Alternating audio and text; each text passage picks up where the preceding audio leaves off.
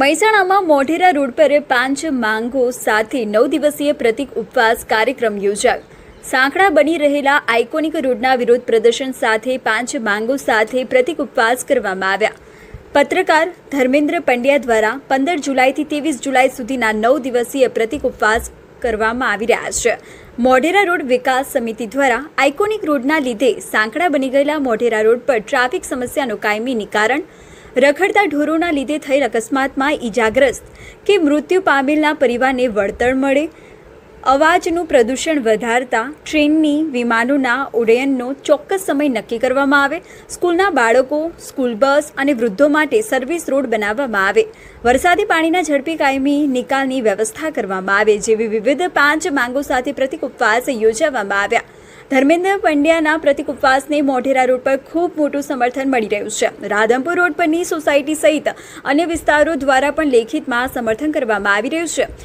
પ્રશાસનને સદબુદ્ધિ માટેના ઉદ્દેશથી પ્રતિક ઉપવાસ બાદ મહિલાઓ દ્વારા રાત્રે ભજન કીર્તન રાખવામાં આવી રહ્યા છે. સાથે સાથે અન્ય બૌદ્ધિકો, રાજકીય વિશ્લેષકો તેમજ અન્ય સમાજના અગ્રણી દ્વારા પણ પ્રતિક ઉપવાસ છાવણીની મુલાકાતો લેવાઈ રહી છે. ગુજરાત નાગરિક પરિષદના અધ્યક્ષ વાસુદેવભાઈ પટેલ, વજુભાઈ પરસાના, રમેશભાઈ ચૌધરીએ ઉપવાસ છાવણીની મુલાકાત લીધી. વાસુદેવભાઈ પટેલે જનમત સંગ્રહ દ્વારા નાગરિકોના માલિકના હક અધિકાર મેળવવા ઊંડાણપૂર્વક સમજ આપી.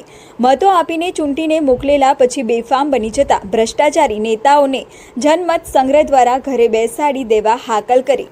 આશિષ પટેલ, મહેસાણા. આપનો પરિચય આપજો અને ઉપવાસનો મુખ્ય ઉદ્દેશ અને શું કહેશો મહેસાણા જનતા? ચોક્કસ મહેસાણાની જનતાને સૌપ્રથમ તો આભાર કહીશ. અને મારો ઉપવાસનો મુખ્ય ઉદ્દેશ જે છે એ બહુ મોટા પ્રશ્નો નથી, નાની સમસ્યાઓ છે. અને એ સમસ્યાઓ એવડી મોટી નથી કે મહેસાણા નગરપાલિકાની સરકાર કે ચૂંટાયેલી બોડી નીચે પડે. મારા પ્રતિક ઉપવાસ જે 9 દિવસના મેં કર્યા છે એ નાની સમસ્યાઓ છે. એક તો મોઢેરા રોડ જે આઇકોનિક બનાવવાના નામે જે બહુ સાંકડા કર્યા, ઉડતા ટ્રેની વિમાનોના જે સવારે 6 વાગ્યાથી રાત્રિના 1-1.5 વાગ્યા સુધી જે વૃદ્ધ અને બીમાર બાળકોની જે ઊંઘ ખરાબ કરે છે, તે રસ્તા પર રખડતા જે ગંભીર પશુઓ અને એના દ્વારા જે નાગરિકોને જે ઈજા થાય છે અને ઘણા કિસ્સામાં મૃત્યુ પણ થાય છે, એવા કિસ્સાઓમાં મહાનગરપાલિકા તરફથી વળતર પ્રાપ્ત થાય. અને વર્ષોથી નિરમા કેમિકલ્સથી માંડી અને મોઢેરા રોડ સુધી જે પાણી ભરાય છે, નીલકંઠ પાસે, એ અંગેની સમસ્યાઓ લઈ અને પ્રતિક ઉપવાસનો સીધો સાદો મતલબ એ થાય છે કે એને સિમ્બોલિક ફાસ્ટ કહેવામાં આવે છે, કે જે તંત્રનું આ સમસ્યાઓ તરફ ધ્યાન દોરવા માટેનો હોય છે એનો હેતુ. પ્રશાસને કેટલી નોંધ લીધી? પ્રશાસને આજે 4થો દિવસ છે સિમ્બોલિક ઉપવાસનો. પ્રશાસને કે સ્થાનિક કોર્પોરેટરોએ, અમારા ચૂંટાયેલા કોર્પોરેટરોએ કે સ્થાનિક પ્રશાસને કોઈ પણ પ્રકારની નોંધ લીધેલી નથી. આજે જે ઉપવાસના જે કાર્યક્રમમાં આપ જોડાયા છે, શું ઉદ્દેશ હતો અને આપનો પરિચય આપો? મારું નામ વાસુદેવ પટેલ છે. અમદાવાદ રહું છું અને ગુજરાત નાગરિક પરિષદના અધ્યક્ષ તરીકે કામ કરું છું. આજનો જે ઉદ્દેશ હતો કે આ જે સમસ્યાઓ લઈને ધર્મેન્દ્રભાઈ જે ઉપવાસ ઉપર બેઠા છે એમને કેમ બેસવું પડ્યું, કેમ એમને સાંભળવામાં નથી આવતા, એ જે પ્રશ્નો જે ઊભા થયા છે એનું નિરાકરણ, એ વાતને લોકો સમજી શકે એટલા માટેના આજનો કાર્યક્રમ. આજના જમાનામાં ઉપવાસ એ જ એક કહેવાય પરિવર્તનનો ચાવી, પરિવર્તનનો રસ્તો નહીં. ઉપવાસ જે છે, તમને ખબર હોય તો ગાંધીજીએ જે ઉપવાસ કર્યા હતા એ ક્યારે અંગ્રેજો સામે નહોતા કર્યા.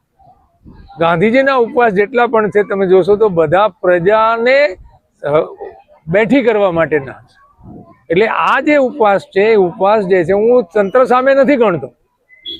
અહીંના જે પ્રજાજનો છે એ પ્રજાજનો શાસન વ્યવસ્થા સામે ઊભા થાય એના માટેના આ ઉપવાસ છે, એવું માનીને હું અહીં આવ્યો છું.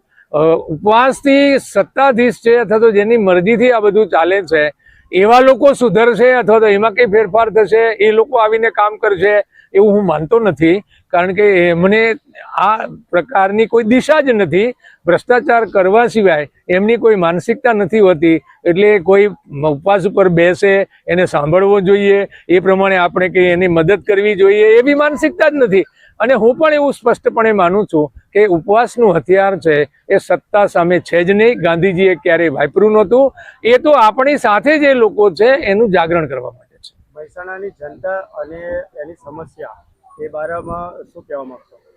મહેસાણાની જે સમસ્યા છે એ સમસ્યા લગભગ ભારતના દરેક ગામો અને શહેરોની છે.